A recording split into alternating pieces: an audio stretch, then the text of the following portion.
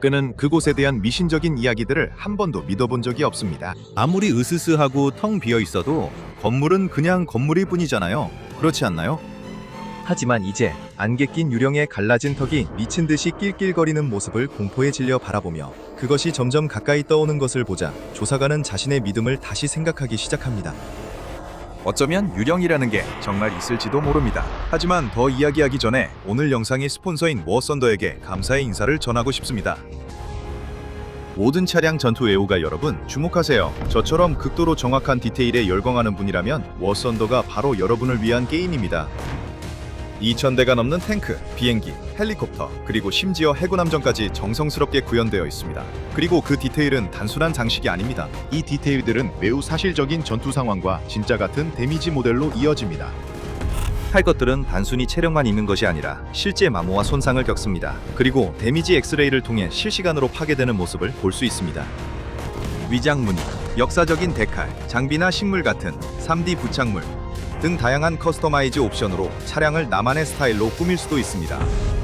매치 유형이 궁금하신가요? 선택은 여러분의 몫입니다. 빠른 액션 전투에 뛰어들 수도 있고 전략적이고 현실적인 PVP 전투에 몰입할 수도 있습니다. 하지만 어떤 모드를 선택하든 여러분은 놀라운 4K 비주얼과 실제 현장에 있는 듯한 생생한 사운드로 액션에 완전히 몰입하게 될 것입니다. 그리고 워썬더에서는 조작 방식도 혁신적입니다. 비행기를 조종하기 위해 복잡한 호타스 장비가 필요하지 않습니다. 직관적인 마우스 조준 모드 덕분에 키보드와 마우스만으로도 에이스 파일럿이 될 수 있습니다. 그러니 지금 바로 워썬더와 함께 액션에 뛰어드세요. PC, 플레이스테이션 5, 엑스박스 X와 S, 그리고 이전 세대 콘솔에서도 지금 바로 플레이할 수 있습니다. 그리고 설명란에 있는 제 특별 링크를 사용하는 신규 플레이어분들께는 여러 대의 프리미엄 차량, 프리미엄 계정, 차량에 장착할 수 있는 독점, 3D 장식품 등 다양한 보너스 팩이 제공됩니다. 이 외에도 더 많은 혜택이 기다리고 있습니다. 하지만 이 혜택은 한정된 기간 동안만 제공되니 망설이지 마세요. 모든 사건이 그렇듯이 이 이야기도 의뢰인과 슬픈 사연으로 시작됩니다. 이쯤 되면 탐정은 일이 어떻게 흘러가는지 이미 익숙해졌습니다. 경찰에게 사건이 무시당하고 해결되지 않은 채로 남겨진 누군가가 결국 그를 찾아오게 됩니다. 그리고 그의 가장 최근 의뢰인도 마찬가지입니다. 실종자 사건입니다. 경찰은 이미 의뢰인의 아들과 그의 절친이 모두 미스테리한 상황에서 사라진 뒤 수색을 포기했습니다. 의뢰인은 눈물을 흘리며 아들이 살아있는지 아닌지만 알고 싶다고 말합니다. 탐정은 사건을 맡기로 동의합니다. 그는 그녀에게 자신이 할 수 있는 만큼 해보겠다고 말합니다. 비록 그가 밝혀내는 답이 행복을 가져다 주지 못하더라도 적어도 마음의 정리는 할 수 있게 해줄 것입니다. 의뢰인은 아들의 컴퓨터를 건네주고 탐정은 곧바로 첫 번째 단서를 발견합니다. 알고 보니 아들은 바로 이 유튜브에서 채널을 운영하고 있었습니다. 탐정은 자세히 살펴봅니다. 이 채널은 초자연적인 현상의 존재를 논의하고 밝혀내는데 전념하는 것처럼 보입니다. 영원, 강령술, 사스쿼치 등 이 모든 것 중에서 얼마나 진짜가 있고 얼마나 꾸며낸 이야기인지 파헤치려고 합니다. 조사관은 고개를 저으며 한숨을 쉽니다. 그는 미신을 믿는 타입이 아니었습니다. 유령과 그렘린은 대개 세상에 실제로 존재하는 잘못된 일들에서 사람들의 시선을 돌리게 만드는 신화에 불과했습니다. 하지만 그때 그는 뭔가를 알아챕니다. 유튜버 채널에 반복적으로 올라오는 일련의 영상들이었습니다. 각 영상은 비슷한 형식을 가지고 있었습니다. 그와 카메라맨은 소문에 따르면 유령이 출몰한다는 허름한 건물로 향하고 그곳에서 하룻밤을 보내거나 영혼과 교감하려고 시도합니다. 유령에게 납치당했다는 것에 대해서는 아직 확실하지 않았지만 조사관은 유튜버와 카메라맨이 실종된 그날 밤에도 또 다른 초자연적 탐험 영상을 촬영하러 나갔을 것이라고 확신합니다. 그리고 역시나 조사관은 자신의 추측이 맞았다는 것을 확인하는데 오래 걸리지 않습니다. 유튜버와 카메라맨 사이에는 조회수와 참여도를 높일 수 있는 영상 아이디어를 논의한 다이렉트 메시지 기록이 남아 있습니다. 유튜버는 유령이 나오는 감옥에 관한 영상이 관심 있는 시청자들을 끌어모으는 경향이 있다고 지적하고 카메라맨은 약간의 조사를 거쳐 버려진 연방교도소의 위치를 찾아냅니다. 둘 다 그곳에 가기로 동의하고 그곳에서 새 영상을 촬영할 계획을 세웁니다. 채팅 기록에는 실제 주소까지 남아있고 실종이 발생한 바로 그날 밤에 만나기로 약속까지 했습니다. 그래서 조사관은 차를 타고 그 장소로 향합니다. 그가 도착했을 때는 이미 어둠이 내려앉아 있습니다. 유령이 나오든 아니든 밤에 보는 그 황량한 교도소 단지는 조사관에게조차 소름이 돋게 만듭니다. 그는 안으로 들어가고 그의 부츠가 바닥에 울리는 소리가 으스스한 정적을 가릅니다. 조사관은 바닥에 흩어져 있을지 모르는 장애물을 밟거나 걸려 넘어지지 않도록 한 걸음 한 걸음 천천히 조심스럽게 내딛습니다. 동시에 이 버려진 연방교도소의 구석구석을 빠짐없이 살피기 위해서이기도 합니다. 결국 이곳 어디든지 의문의 실종 사건의 단서가 있을 수 있기 때문입니다. 그는 아마도 운 좋게 유튜버와 카메라맨 둘 다를 살아있지만 이 텅 빈 교도소 어딘가에 갇혀있는 채로 우연히 발견하게 되지는 않을 거라는 걸 알고 있습니다. 하지만 그때 그는 갑작스러운 소리를 듣습니다. 거의 목소리처럼 들립니다. 누군가 비명을 지르는 소리입니다. 조사관은 주위를 둘러보며 멈춰서 다시 그 소리를 들을 수 있는지 기다립니다. 잠시 시간이 흐르지만 오래된 교도소의 침묵과 가끔씩 바깥에서 불어오는 바람 소리만이 들릴 뿐입니다. 아마도 바람이 장난을 친 것일 거라고 조사관은 그렇게 스스로를 납득시킵니다. 하지만 곧 자신의 목덜미에 털이 모두 곤두서 있는 것을 알아차립니다. 그는 아무 일도 아닌 일에 겁을 먹었다며 조용히 자신을 나무랍니다. 이러다가는 자기 그림자에도 겁을 먹게 생겼다고 생각합니다. 그는 버려진 교도소 안으로 더 깊이 들어가며 한때 도둑과 살인범들이 수감되어 있었을 빈 감방들을 지나갑니다. 그는 조용히 걸으면서 자신이 체포했던 사람들 중 누군가가 이 감옥에 들어왔던 적이 있었는지 궁금해집니다. 그는 폭력범죄와 관련된 사건을 많이 해결하지는 않았지만 자신의 경력 중 극히 일부 사건들이 떠오릅니다. 그가 조사하는 모든 사건이 단순하고 명확한 답을 가진 것은 아닙니다. 그리고 때로는 실종자가 단순히 도시를 떠난 사람이나 유튜브 영상을 찍으러 으스스한 오래된 감옥에 온 사람만은 아닙니다. 수사관이 감옥의 가장 깊은 곳에 있는 감방구역으로 조심스럽게 걸어 들어가다가 거의 넘어질 뻔합니다. 그의 발에 무언가가 있고 그의 부츠가 그것을 건드리자 묵직한 물체가 살짝 움직입니다. 자세히 살펴보기 위해 수사관은 땅에 손을 뻗어 그 물건을 집어듭니다. 그의 손끝이 그것에 닿고 그는 그것을 집어 올립니다. 그것은 카메라였고 값싼 캠코더도 아니었습니다. 평범한 사람이 소유하기에는 훨씬 더 인상적인 장비였고 주인이 그냥 아무데나 두고 갈 만큼 값싼 물건도 아니었습니다. 이것은 마치 소형화된 텔레비전 스튜디오 카메라처럼 보였고 마이크와 옆으로 펼쳐지는 작은 LCD 화면까지 갖추고 있었습니다. 이것이 실종된 카메라맨의 것임을 꽤 확신한 조사관은 아무 생각 없이 그 장치를 켰고 자신이 얼마나 심각한 실수를 저질렀는지 깨닫지 못했습니다. 카메라의 화면이 깜빡이며 켜지고 한쪽 구석에는 배터리 잔량을 표시하는 아이콘이 나타납니다. 겨우 4분의 1만 남아 있습니다. 조사관은 이 장치에서 최대한 많은 답을 빨리 얻어내야 한다는 것을 깨닫습니다. 그는 가장 최근에 녹화된 클립 중 하나를 재생하고 화면에는 유튜버의 영상이 나타납니다. 영상의 타임스탬프는 이것이 그 운명적인 실종밤에 촬영된 것임을 확인시켜주고 영상 속에서 유튜버는 신나게 시청자들에게 버려진 연방 교도소에 온 것을 환영하고 있습니다. 그는 이 교도소가 오랫동안 유령이 나온다는 소문이 돌았다고 설명하며 자신과 카메라맨이 감방에 유령이 있다는 소문이 사실인지 확인해 볼 것이라고 말합니다. 영상이 끊기고 다음 영상이 자동으로 재생됩니다. 대부분은 카메라맨이 촬영한 짧은 브로 장면들로 텅 빈 교도소의 으스스하고 불안한 분위기를 보여줍니다. 뒤에 아무도 없는 철창, 썩어가는 천장 너머로 보이는 달, 그리고 더 긴 영상에 편집될 예정인 다른 장면들이 나옵니다. 유튜버가 유령이 나온다는 이 교도소의 역사를 설명하려고 하지만 말을 더듬거나 실수해서 다시 시작하는 장면들도 있습니다. 모든 것이 거칠고 완벽하지 않으며 분명히 미완성인 상태로 남아 있습니다. 유튜버와 그의 카메라맨이 결국 조사관이 버려진 비디오 카메라를 발견하게 될 그 장소에 도착할 때까지는 특별한 일이 일어나지 않습니다. 화면에서 유튜버는 자신들이 사형수 수감동에 서 있다고 설명합니다. 이곳은 죄수들이 처형을 기다리며 보내졌던 장소입니다. 그가 정확히 몇 명이 이곳에서 죽음을 맞이했는지 이야기하며 이 구역이 감옥 전체에서 가장 유령이 많은 곳이라고 말할 때 갑작스러운 소음이 유튜버와 촬영 중인 카메라맨의 주의를 끕니다. 그들은 수감동 안쪽으로 더 깊이 들어가다가 문 위에 희미하게 글씨가 남아있는 불길한 방을 발견합니다. 카메라의 마이크는 반대편에서 들려오는 전기 소리를 포착하고 두 사람은 반대편에 그들을 기다리고 있는 음산한 광경을 향해 나아갑니다. 유튜버는 감탄하며 아마도 자신의 음산한 영상에 집착하는 구독자들로부터 얼마나 많은 조회수를 얻을지 생각하고 있을 것입니다. 카메라맨은 화면에 등장하지 않지만 그들이 방에 들어설 때 하는 말을 통해 그의 반응을 쉽게 알 수 있습니다. 그는 충격을 받았습니다. 이곳이 무엇이고 왜 지어졌으며 어떻게 사용되었는지에 대한 무게가 한꺼번에 그를 덮칩니다. 그 이유를 이해하는 것은 어렵지 않습니다. 두 사람은 처형실에 서 있습니다. 방 한가운데에는 팔걸이와 앞쪽 두 다리에 낡은 가죽끈이 달린 오래된 의자가 있습니다. 의자 위와 뒤쪽에는 녹슨 금속 장치도 부착되어 있어 이 의자가 결코 편안한 안락 의자가 아님을 분명히 보여줍니다. 이것은 전기 의자입니다. 물론 이 사실이 유튜버가 신나게 그 의자에 앉아서 손을 끈에 끼우고 몸을 불규칙하게 흔드는 것을 막지는 못합니다. 그는 감전된 척 연기하고 있습니다. 카메라맨은 그에게 그만두라고 재촉하며 그런 조롱하는 행동이 얼마나 불쾌한지 분명히 드러냅니다.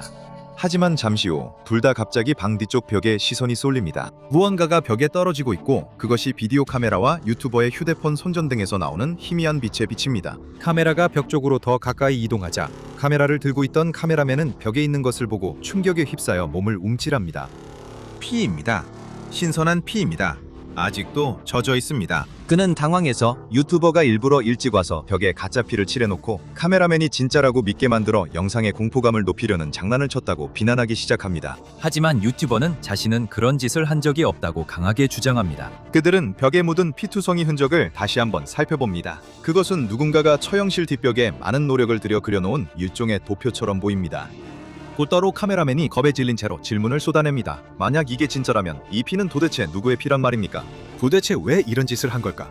그리고 이제 그들은 더 이상 안전하지 않은 걸까? 유튜버는 아무 대답도 하지 않습니다. 그는 천장과 벽이 만나는 곳을 올려다보며 얼굴에서 핏기가 싹 가신 채로 멍하니 서 있습니다. 그는 그 자리에 얼어붙은 듯 서 있습니다. 그의 허세와 과장된 진행자 모습은 모두 사라지고 남은 것은 단 하나뿐입니다. 바로 두려움입니다. 카메라맨은 유튜버가 바라보고 있는 곳으로 비디오 카메라 렌즈를 재빨리 돌립니다. 그리고 그는 직접 그것을 목격합니다.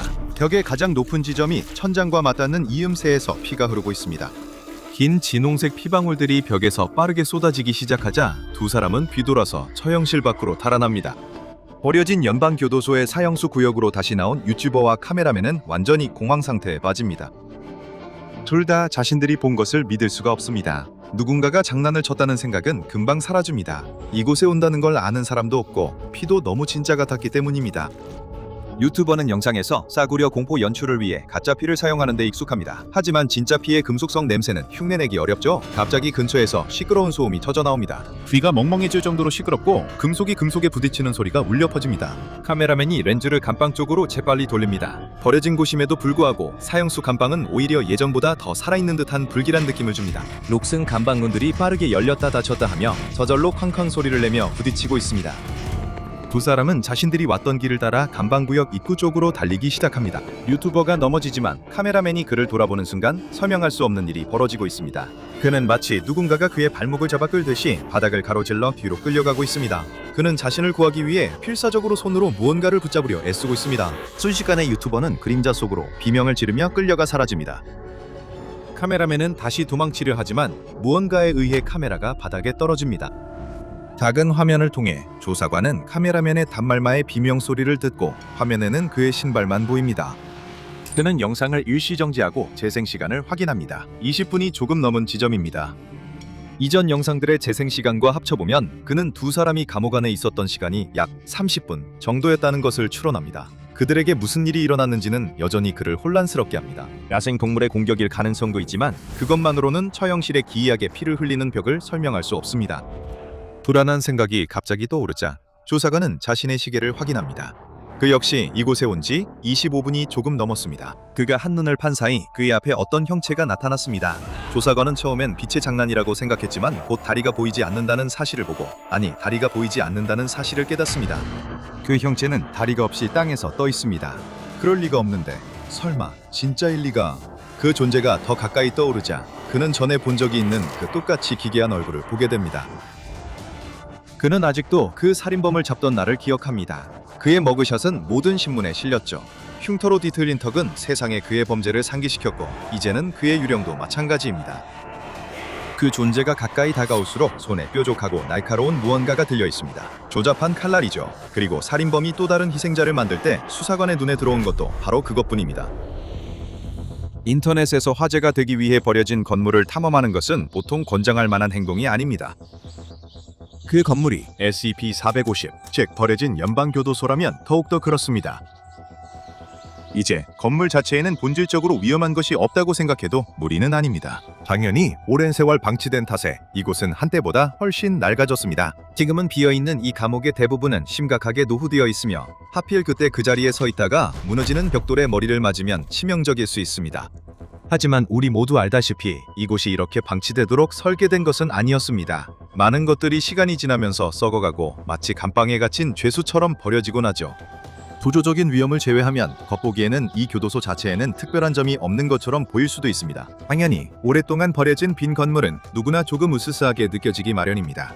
특히 밤이 되면 더 그렇고 한때 죄수들과 교도관들로 가득 차 있었던 곳이라면 더욱 그렇죠. 그리고 비어있는 건물 자체가 큰 위협이 되지 않는다는 말이 맞을 수도 있지만 아무도 SCP-450이 비어있다고 말하지는 않았습니다. 전성기 시절 그곳에 수감된 죄수들 중 일부는 분명히 끔찍한 범죄로 인해 종신형을 선고받았고 그들 중 일부는 죽은 뒤에도 여전히 형을 살고 있습니다. SCP-재단이 이 버려진 연방교도소를 광범위하게 조사한 결과 그 변칙적 특성과 관련된 여러 가지 요인들이 밝혀졌습니다. 첫째로, 초자연적 현상과의 조우는 교도소 전체 중 오직 한 특정 감방구역에만 국한되어 있습니다. 적어도 조금은 더 감당할 만해 보이지 않나요? 어쨌든 만약 교도소의 다른 구역을 돌아다닐 수 있다면 유일하게 소름 끼치는 점은 이곳이 얼마나 황폐하고 텅 비어 있는지일 테니까요. 하지만 사형 수감방에서는 상황이 훨씬 더 소름 끼칩니다. SCP-450에서 가장 유령이 많이 출몰하는 구역이 바로 사형 집행 전에 수감자들이 수감돼 있던 구역이라는 것은 어쩌면 당연한 일인 것 같습니다. 이 감방들은 한때 가장 악랄한 범죄자들을 위해 마련된 곳으로 이들은 너무나 위험하고 끔찍한 범죄를 저질러 사형을 선고받았던 자들입니다. 그리고 그들 중 일부에게는 이 조치가 여러분이 생각하는 것만큼 영구적이지 않았던 것 같습니다. SCP-450의 입구에서 감방구역을 지나가면 약 160m 조금 넘는 거리에 처형실에 도달하게 됩니다. 이곳 역시 다른 구역들과 마찬가지로 오랜 시간 동안 거의 사용되지 않았지만 내부에서 들릴 수 있는 소리들은 여러분을 착각하게 만들 수도 있습니다. 가끔씩 타닥거리는 불꽃 소리와 치명적인 고전압이 튀는 소리가 울려 퍼지고 전기의자로 사형당한 이들의 오래전에 잊혀진 비명소리도 함께 들릴 수 있습니다. 좀 더 가까이 살펴보면 버려진 연방교도소에 용감하거나 혹은 무모하게 들어온 사람들은 오래된 전기의자 바로 뒤 벽에 무늬가 있다는 것을 발견하게 됩니다. 복잡한 문양처럼 보일 수 있는 그것은 사실 교도소 전체의 지도이며 피로 그려져 있습니다. SCP-재단 연구원들은 이 지도가 시간이 지남에 따라 점점 훼손되는 경향이 있다는 것을 발견했습니다. 이는 SCP-450이 겪은 자연적인 마모와 손상 때문입니다. 그런 이유로 그리고 아마도 수감자들이 길을 찾을 수 있도록 이 피로 그려진 도면은 정기적으로 보수되고 필요할 때마다 다시 칠해집니다. 수감자들에 대해 말하자면 그들이 사형수로 수감될 정도로 살아있을 때 어떤 사람들이었을지 충분히 상상할 수 있을 것입니다. 이제 그들이 처형된 후에는 얼마나 더 끔찍해졌을지 한번 상상해 보십시오. SCP-450에 서식하는 수많은 존재들에 대한 설명은 드물며 아마도 마음이 약한 분들에게는 그게 더 나을지도 모릅니다. 하지만 재단이 확실히 알고 있는 한 가지는 그들 모두가 적대적이라는 사실입니다. 이 유령 죄수들 중 누구와 마주치더라도 그 결과는 반드시 치명적입니다. 재단은 유령 죄수들 중 하나가 나타나게 되는 몇 가지 특정 기준을 알아낼 수 있었습니다. 이 기준들 중 하나라도 지키지 않으면 과거 SCP-450에서 집행되던 사형보다 훨씬 더 빠른 죽음을 맞이하게 됩니다. 첫째, 메인 출입문이 아닌 다른 입구를 이용해 유령이 출몰하는 감방구역에 들어가는 것입니다. 즉, 빈복도를 돌아가거나 계단을 통해 지름길로 들어가려는 시도는 금지된다는 뜻입니다. 그리고 그곳에 있을 때는 움직임을 천천히 그리고 침착하게 유지하는 것이 가장 좋습니다. SCP-450을 0.25m/초보다 빠른 속도로 이동하면 원치 않는 그리고 언데드의 관심을 끌게 됩니다. 재단이 버려진 연방교도소 내에서 유지보수를 수행하도록 지정한 모든 인원은 무사히 들어갔다 나올 수 있도록 특정 지침을 따라야 합니다. 속도를 줄여 조용히 걸으면 사형수 구역의 정문에서 처형실까지 약 11분이 걸립니다. 하지만 돌아오는 길도 고려해야 합니다. 감방구역 안에 25분 이상 머무르는 사람은 누구든지 반드시 죄수들이 나타나게 됩니다. 가는데도 오는데도 각각 11분이 걸리기 때문에 남은 시간은 단 3분뿐입니다. 그 시간 안에 피로 얼룩진 지도를 다시 칠하고 안전하게 밖으로 나와야 합니다. 그리고 서둘러 돌아오는 것은 결코 권장되지 않습니다. 더 빨리 움직일수록 발소리가 더 커질 가능성이 높고 소리 역시 지옥의 죄수들이 끌리는 또 다른 요소인 것 같습니다. 25데시벨보다 큰 소음은 그들을 끌어들이는 것으로 알려져 있으며 전자기기를 작동시키거나 24시간에 한 번 이상 SCP-450에 다시 들어가는 것도 마찬가지입니다.